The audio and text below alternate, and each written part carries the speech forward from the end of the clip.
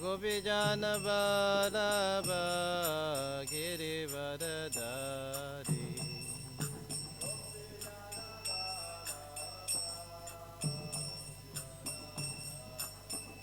Jaya Gopijana Vallabha Girivardhari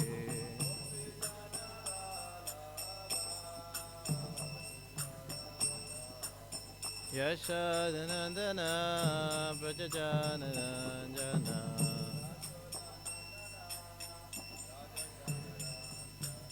Yashodanandana Prajajanaranja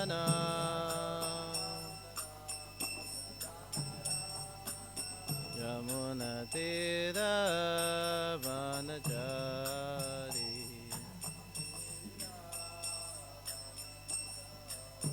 Yamunatira Vanachari Jaya Radha Madhava Kunja Vihari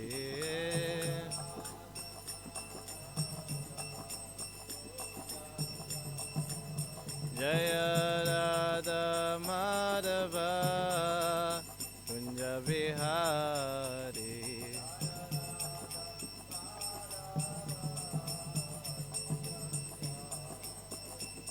Gopijana Vallabha Girivardhari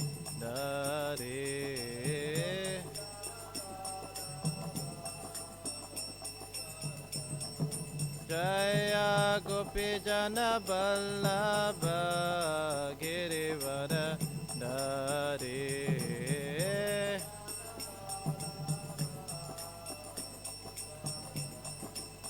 Yashodanandana Prajajanaranja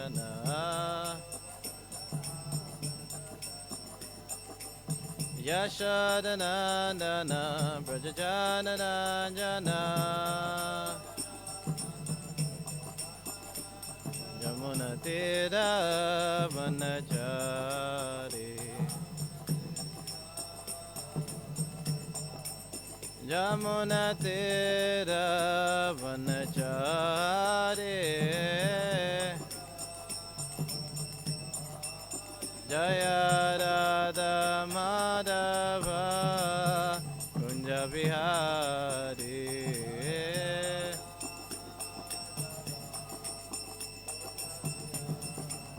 Jaya Radha Madhava Kunja Vihari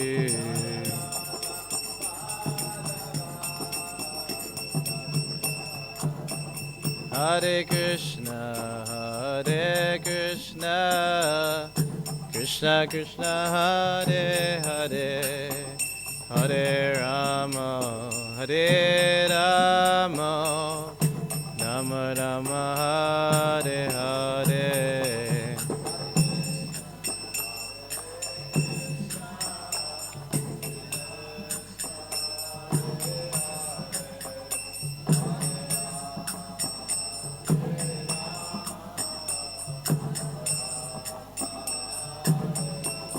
Hare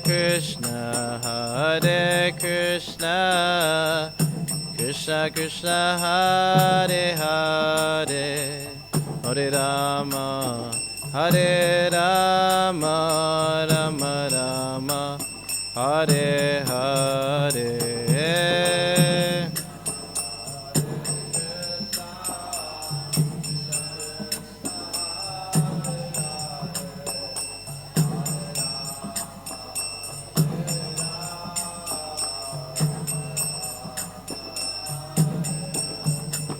Hare Krishna, Krishna Krishna, Hare Hare, Hare Rama, Rama Rama, Hare Hare.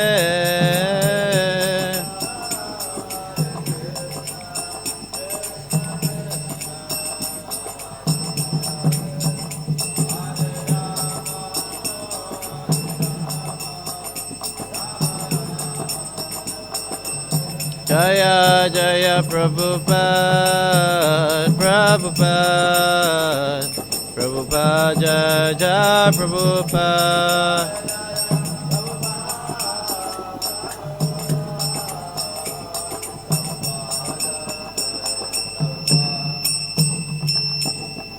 Srila Prabhupada ki.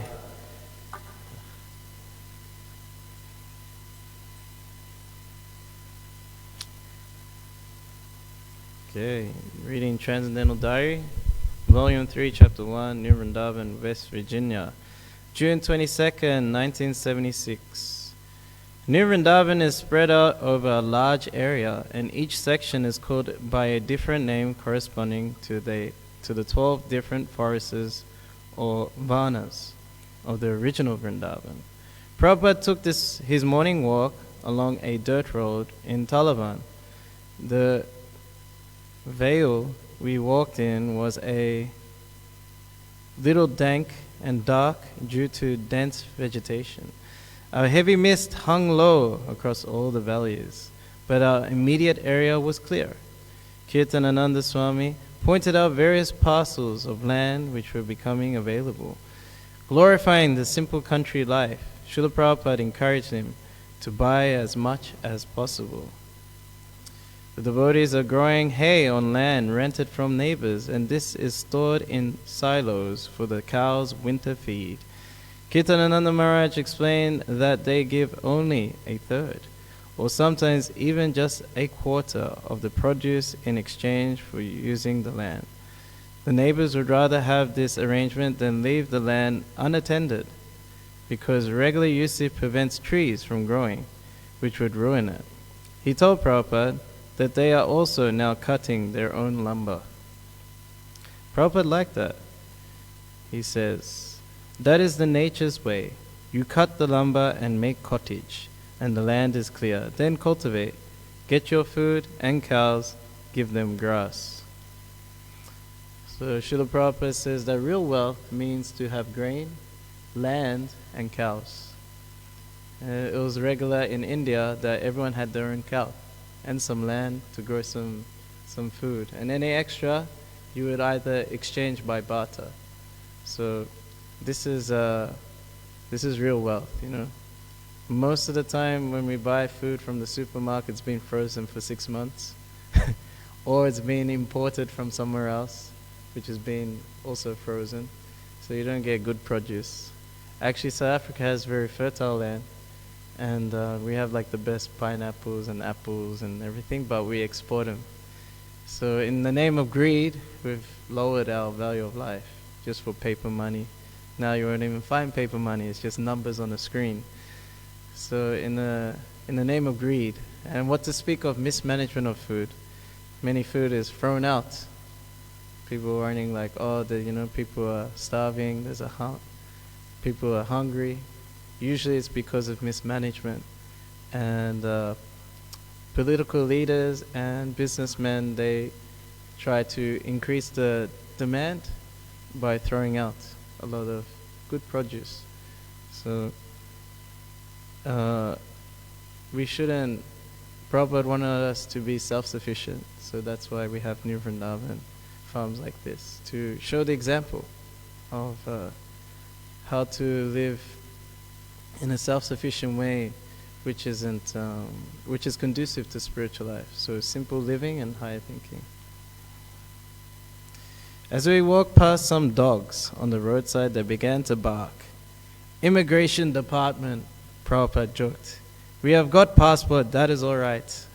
He chuckled. Dog's business, without any fault, they chastise. We have no fault, still they are chastising. Kirtananda said that although there is so much unused land, the government still says there is overpopulation. Srila Prabhupada said that he has never accepted this assertion. There is no overpopulation. If the Americans allow the Chinese and the Indians to come, they can develop all these. No, this is our land, you cannot come. Immigration, go, go. In the Bhagavatam, we see that when Prabhupada would bark, go, go. Foom, foom, he'll make nice noises. effects of different animals and cars. Whoosh, whoosh. That was like racing cars. In Bhagavatam, we see that when Nanda Maharaj felt some disturbances from the demons, they decided to change the place. And they immediately, from Gokul, they immediately went to Vrindavan. But we don't find anything that they had to take permission. So that means formally this was the system. If there is any vacant land, one can go and live there. There is no question of permission. When you live there and you make your professional activities, then the king will come, take a little tax. So Prabhupada always point out how modern society has become a society of cats and dogs, and especially in the terms of like immigration departments. So you have South African passports, so you need visas for pretty much everywhere. For Nita, he's from Schengen, which means you don't really need a visa for anywhere, but for South Africa, he needs. Only the whole EU is allowed into South Africa for free, but Slovenia and Slovakia, no, the immigration department. Wow. What is your purpose here? He needs to apply for visa. He needs to get proper invitation letter. He has to give his passport for 2 weeks, so he can't go anywhere. It's so annoying, this immigration department. What is your purpose? Why have you come here? So just like you walk, especially here in Chatsworth, everyone has a dog. And you walk in front of people's house, they always have a German Shepherd barking at you, saying, "This is my land, what are you doing here?" Oh, wow. So Prabhupada compares the immigration department to dogs. Kirtananda said that formerly the system in America, they called it homesteaders. If you would go and make your home there, you could have the land. That is not for the foreigners, Prabhupada said. If some Chinese man or Indian want to come, Kirtananda Maharaj replied that foreigners used to be allowed, but now they don't allow anyone. Just see, Prabhupada said. Why? Because it has become very profitable for people to keep it, because people are making money on it now. Money they must take, Prabhupada granted. Otherwise, why they should come? But what is the objection? Just like in the marketplace, still in India, the system is the marketplace, anyone can go and sell his goods. And when he is selling, the proprietor takes some contribution. Not that he has to take permission, he is selling there. That's all right, give me a little contribution. The king has the right to tax for maintenance. As we drove back to the temple for darshan of the deities and class, Kirtanananda Swami pointed out different patches of land where the devotees are growing a big variety of vegetables: cauliflower, peas, beets, carrots, lettuce, spinach, potato, broccoli, cabbage, and peppers. But he said that most of them are not yet fructified because this is early in the season. Prabhupada was well satisfied that the devotees are working on the land. He has said many times he wants us to learn how to be self-sufficient, gaining all our needs from the land. Vegetables, ghee, milk, wheat. Then what do you want more? He asked. We can grow all these things and eat very nicely. Where is economic problem? So, yeah, if you can get your shelter, your clothes, and your food without money, bypassing the paper money, then why not? We're kind of brainwashed from the beginning of life in school, you need money, otherwise you cannot get food, you cannot survive, you can't get shelter, this. But if you can bypass it, living off the land, and even making your own clothes, you grow cotton and make your own clothes. Prabhupada even said you don't need electricity even.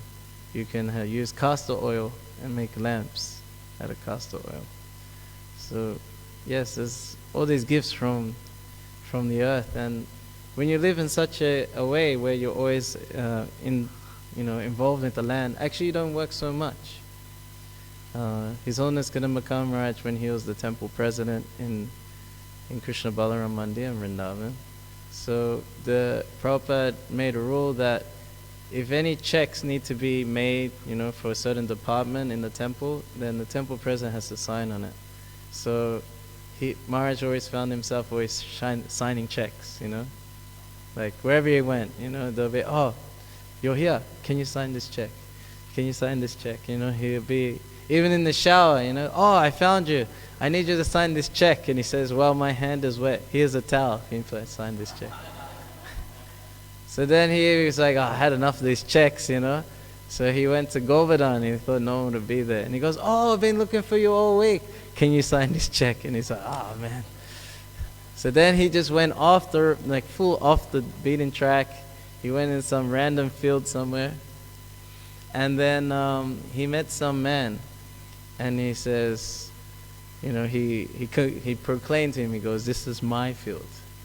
And he goes, oh, it's your field? He goes, yes. It's very nice field, very best crop, very nice crop. Oh, very nice crop, And he was thinking him very simple, like a kid, You like my bike? It's best bike, He goes, yeah. So he thought he was humoring him, and he goes, yes, this is my land, and I come here every day. And he goes, oh, every day? Yes, every day. And he goes, yes, I come every day. I work for 2 hours, and then the rest of the day I do puja at home. So then Maharaj started thinking, he goes, actually this guy is not so childish or simple, He just works 2 or 3 hours in the field, and then all day he just does puja. And he probably lives in a small kind of home and has a family, and they all help in the puja. And, that's what life's supposed to be, You don't need to dedicate so much time and energy just for maintaining this body, maintaining your status quo. Our human form of life is meant for elevating consciousness, to become lovers of Krishna. So he does, 8-9 hours of puja all day, just 2 hours dedicated for his body. Imagine you work your job, how many jobs are like 8 or 9 hours? And then you have to work overtime. And still, you don't have enough. So we can see this living off the land as being a more efficient way to live, and a more efficient way to elevate consciousness. After greeting Shri Radha and Vrindavan Chandra, who were bedecked with the natural opulence of fresh wild flowers from the pastures, Srila Prabhupada received Guru Puja. The temple room was packed with a large contingent of young saffron-clad Gurukul boys all crowded around the front of the Vyasa-san. The sun was just coming up, and its strengthening rays shone through the window behind Srila Prabhupada, highlighting his divine grace in a splendorous orange-gold effulgence. Prabhupada played the gong, and the devotees jumped and shouted excitedly when he threw flowers high into the air over their heads. They were the Guru Pujas, huh? When I joined, it was like that. Guru Puja means like, oh yes, we're gonna party, we're gonna get into it. And we'll just like jump so high, touch the ceiling, and like run up and down. Especially during like when it starts going, Shri Guru Karuna Sindhu, you just be running up and down towards Prabhupada and back. And then you jump, and then, Prabhu, everyone just start touching the ceiling at that point. And devotees were wild. I don't know what happened. But yes, this is like, if you look at the videos of Prabhupada, following Prabhupada, yes, the devotees were so in ecstasy just chanting for the pleasure of Prabhupada, singing his glories. And he would play the gong, and he would encourage it. And I heard in Melbourne, Australia, this is where Madhavisa, that time was Swami, he started the yatra there.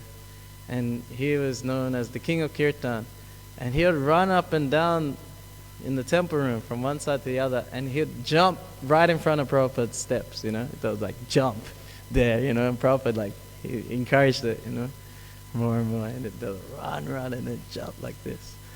If you do that now, I don't know what will happen to you, but you could try and bring it back, we'll see. Prabhuji, please.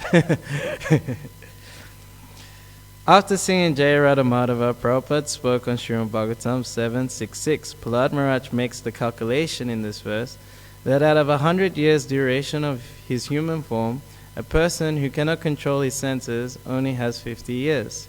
This is because he sleeps 12 hours per day due to ignorance, and thereby loses this time for the real business of spiritual development. So you can try that as well. This is Prahlad Maharaj's teachings millions of years ago. And they just started bringing out this trend where you can get like a chart or like a map, and you feel it like there's like a square, so many squares. So you live like 80 years or 100 years.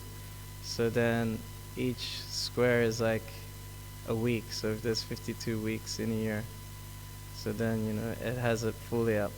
So then you say if it's like 80 or 100 years, so you cross out all the squares that you've already done.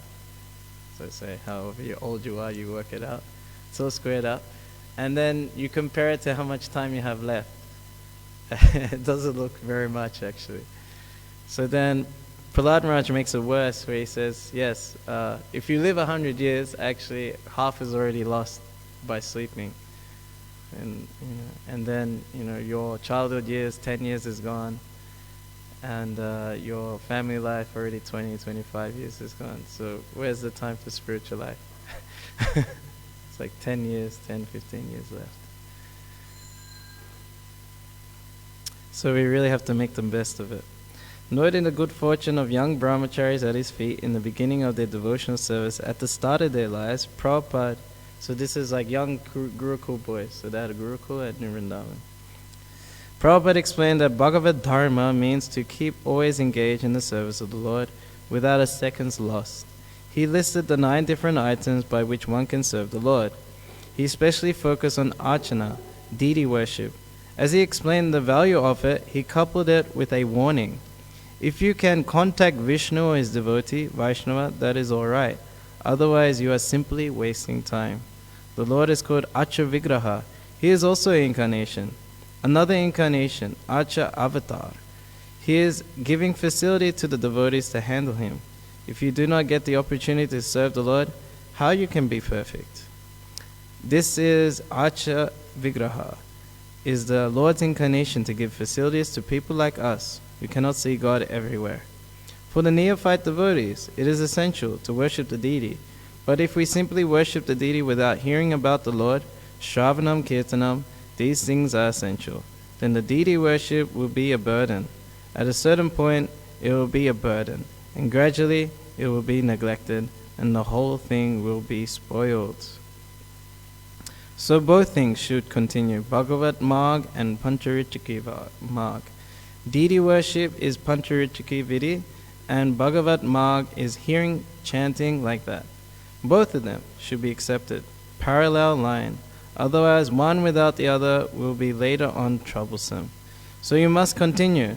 This temple means not only we shall decorate the deity very nicely, cleanse the temple, at the same time, Shravanam Kirtanam of Vishnu. We must go on. 2 things, parallel. Then it will be done very nicely.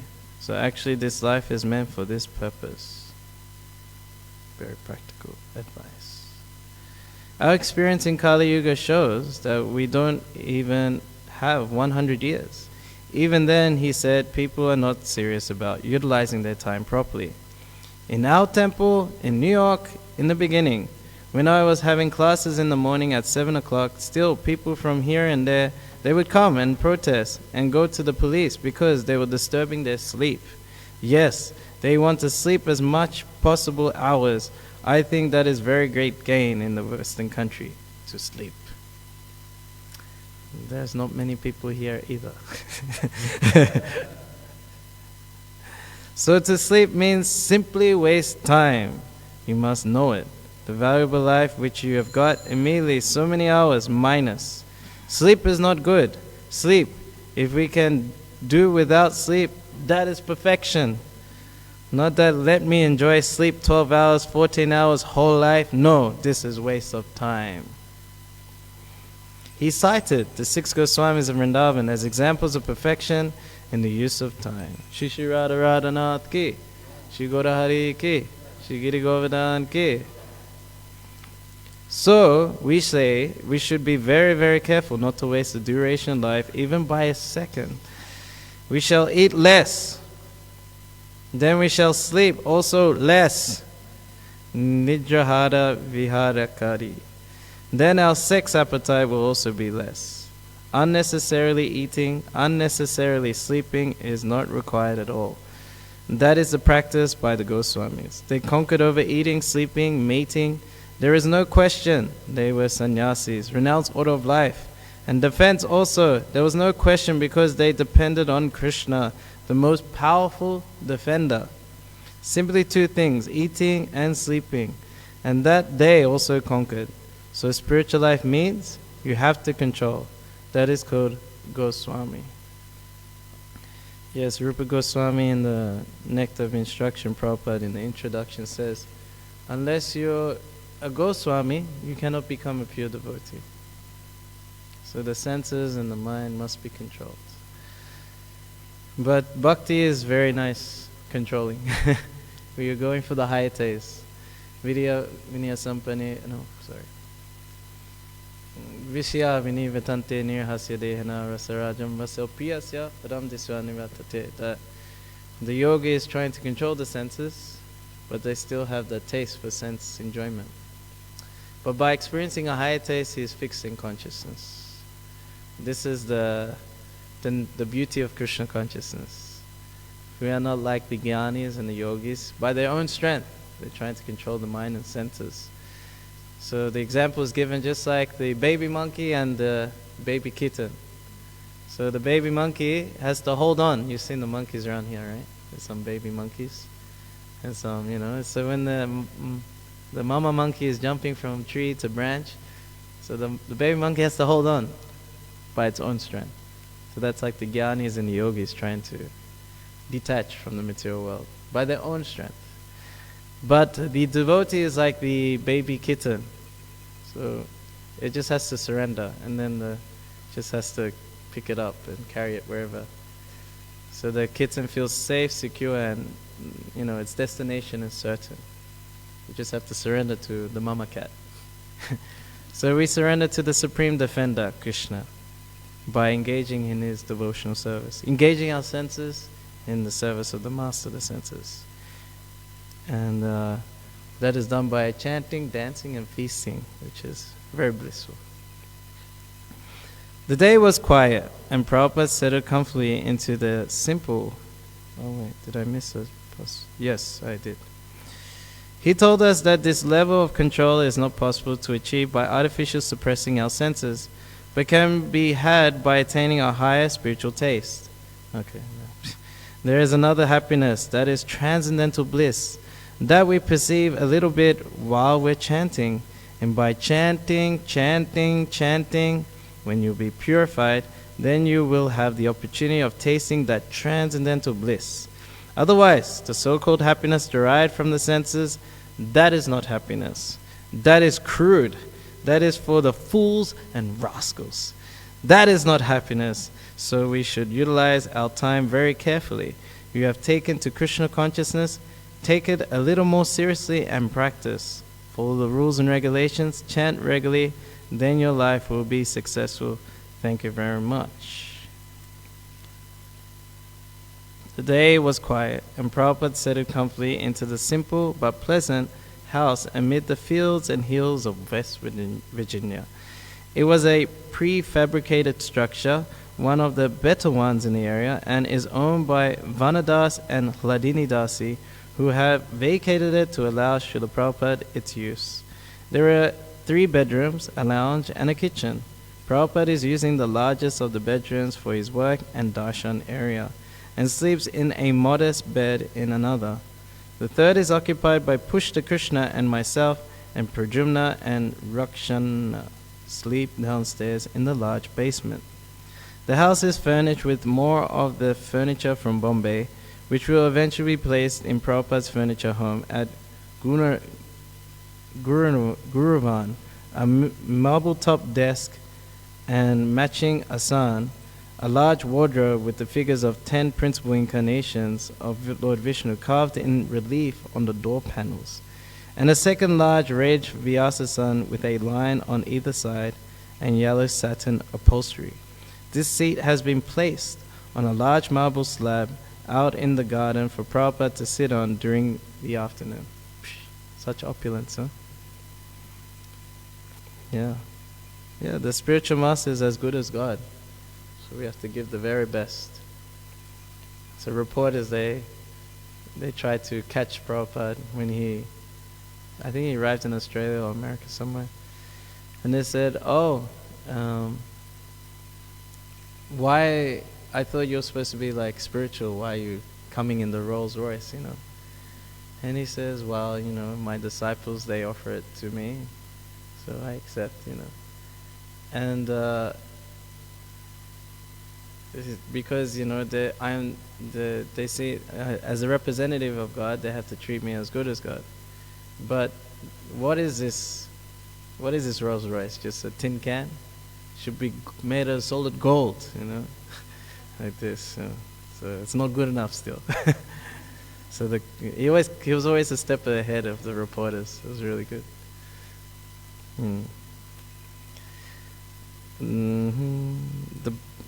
The one bathroom was reserved exclusively for Srila Prabhupada, although Pradyumna Prabhu, who still had a gaping wound in his side, is also allowed its use. The rest of us bathed in the backyard from our 4 feet high plastic barrels of water brought on the back of a truck by the devotees. We passed all in the fields. It's like we're being back in India, except West Virginia is not as warm. Yes. Cold mornings outside is not fun. I can tell you that. Yeah, we knew some devotees who lived at that time, and you know, the lake was like frozen over, so they had to take bath from the lake. So they'll smash the ice and then like this. Yeah, that was a little austere for Prabhupada. There is a small lawn sheltered from the road by a row of trees and bushes, the foliage being just thick enough to afford complete privacy. Today, Srila Prabhupada chose to have his noon massage outside, sitting in a shaded area of the garden. Palika and Vishaka Prabhus are staying across the road in the Madhuvan temple, a house which shelters what seems to be a 5 feet high, the biggest Jagannath deities in ISKCON. They will be taken to Cleveland tomorrow, 170 miles away, to benedict the American public with their Rath Yatra festival. In the mid-morning, Pushta Krishna Swami presented Srila Prabhupada the mail. He was happy to get a long, detailed report from Harikesh Swami on the preaching in Eastern Europe. That's your place. At the time of writing, June 10th, he was in Cologne, waiting to get a visa. Poland. We've been there. Oh, it's the same temple? No, it's a different one. Okay. Yeah, you have to visit those. It's really nice. Germany, Europe, like you just drive 1 or 2 hours, you're in another country. And many, like especially Germany, they have like temples everywhere. And even though it's just a small country, but so many temples everywhere. Beautiful temples too. So, yeah, we, as devotees, like we hear Prabhupada built a house the whole world can live in, but you get to see the different rooms of the house when you go around different temples. So I'm going to put that desire in you guys to see all the temples.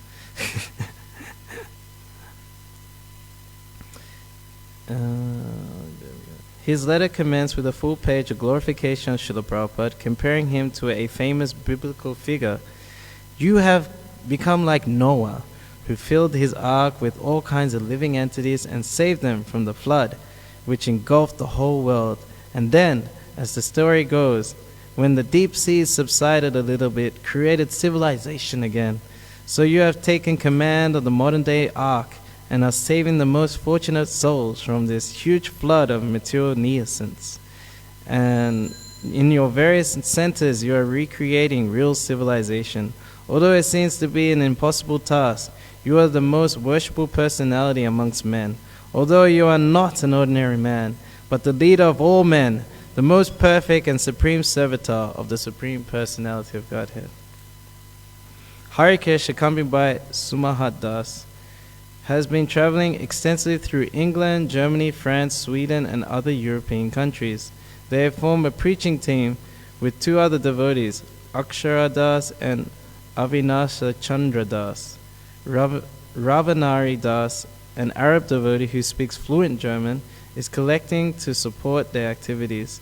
He is also actively preaching behind the Iron Curtain. Harikesh expects their team to be in Poland until June 24th, and then in Hungary from June 25th until July 5th.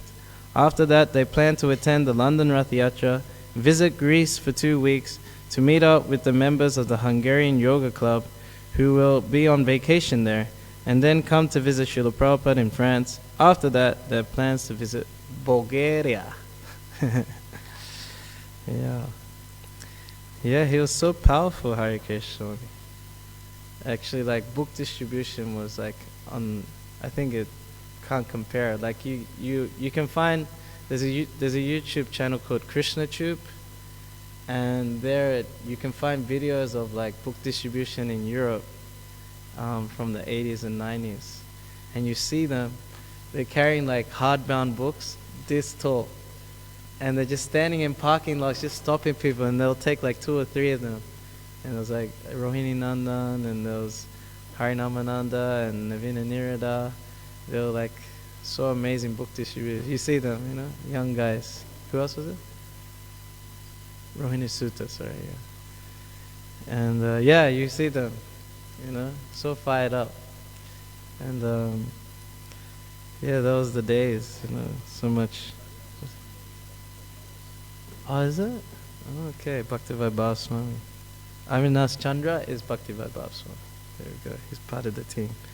Okay, so that's how he connected to going to like Middle East with Tribhuvanath Guru. Yeah. So Bhakti Vaibhav Swami, he talks about distributing books in the Arab world. So they were in Lebanon. Was it Lebanon? Where that building? Yeah. So they're in Lebanon, and they went through the whole building, distributed all the books, Arabic books. And then when they got out, the whole building exploded. Oh my God, how would you do that? How would you continue, you know? But they're so dedicated to Prabhupada.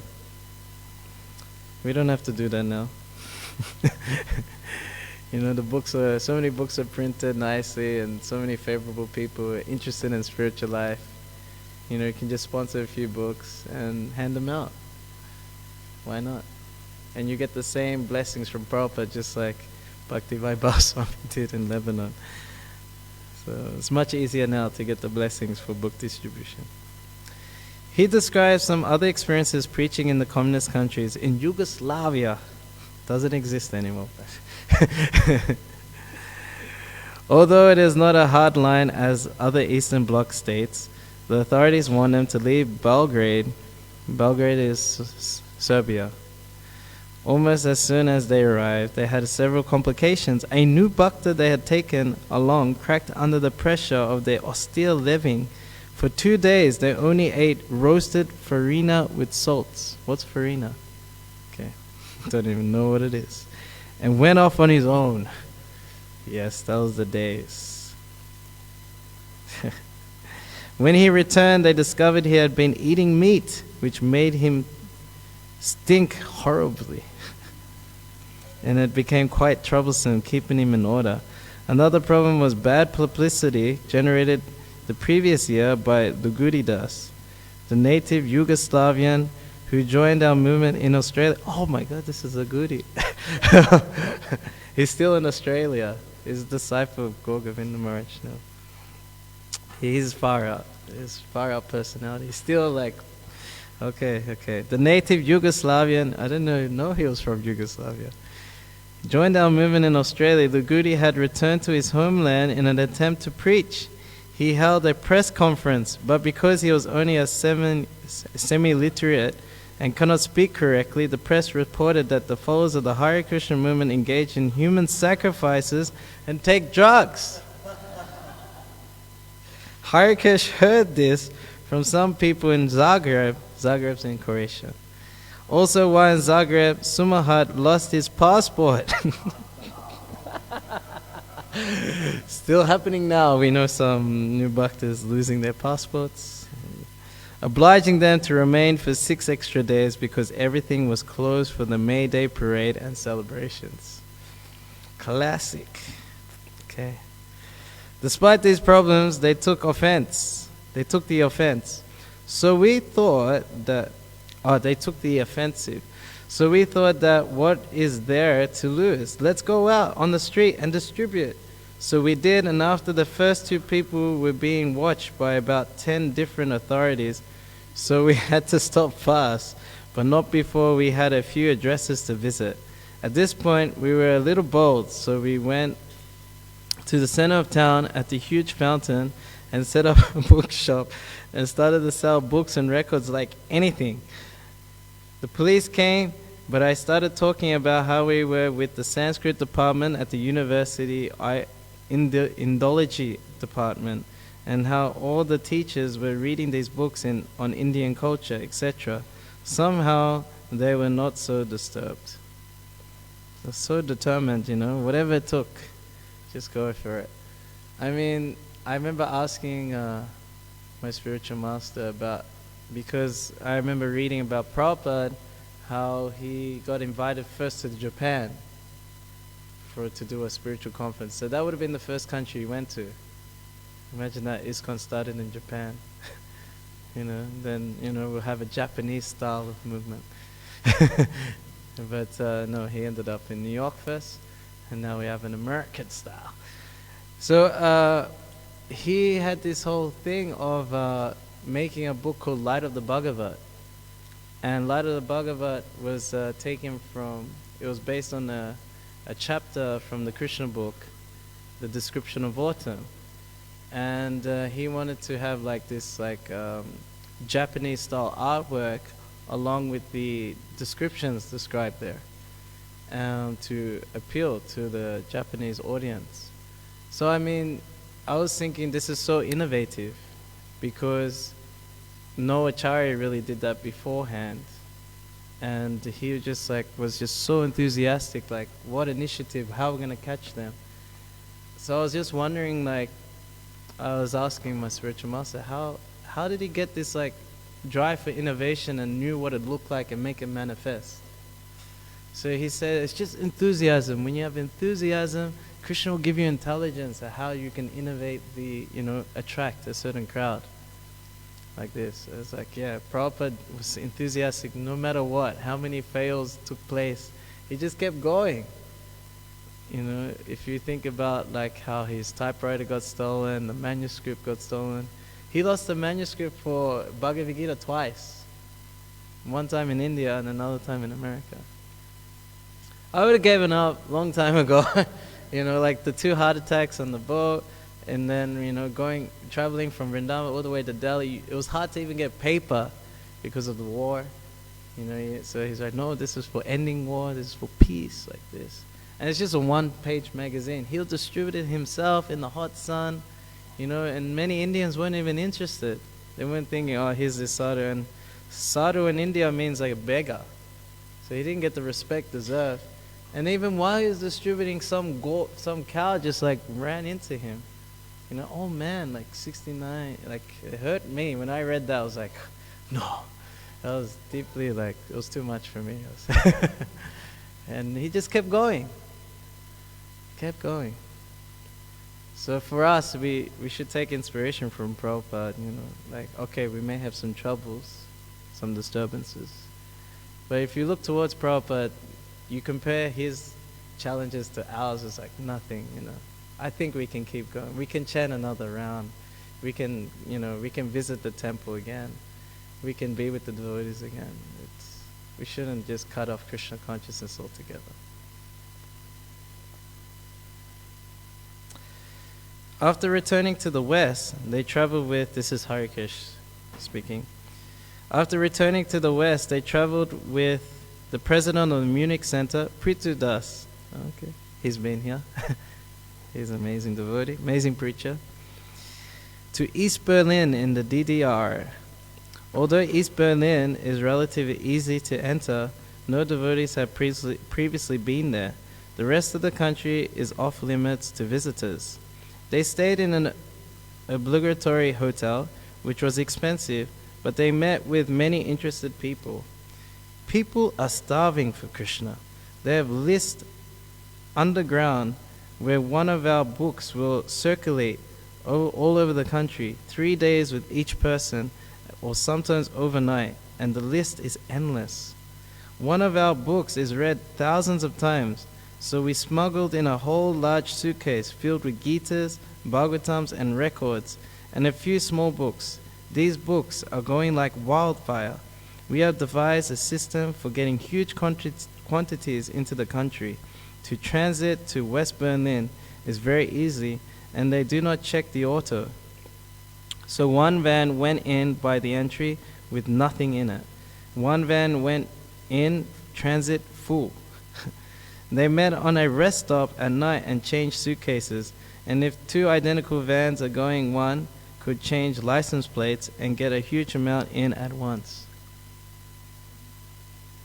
But we just changed the cases this time, and we did home programs almost every night, and many people are now very interested in Krishna consciousness. They love our records and play them constantly. That was far up.